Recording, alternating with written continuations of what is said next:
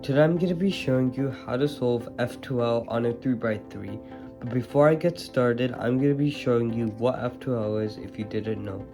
So normally, what you would do with beginner's method is you would insert a corner, and then you would take the edge and do an algorithm to make it go in.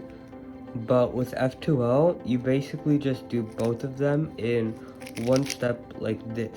So this could be a little bit slower when you first start off, but when you get used to it, you'll be much faster with this method than your normal beginner's method one.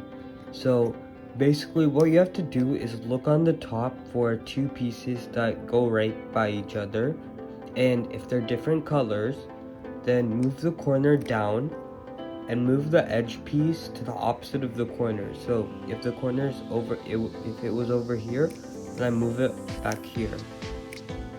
And then you find where it has to go. So this corner has to go down here. So you put it right on that spot, and then you just push it up top that way, and then push it down, and now the piece is in.